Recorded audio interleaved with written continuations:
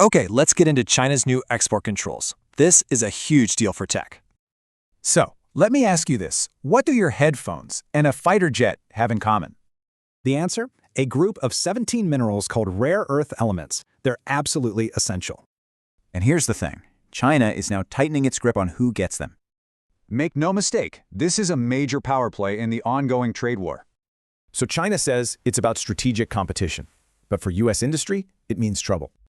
Yeah, this is sending some serious shockwaves through the U.S. tech and manufacturing worlds. Companies are bracing for impact. We're talking higher costs and real supply shortages.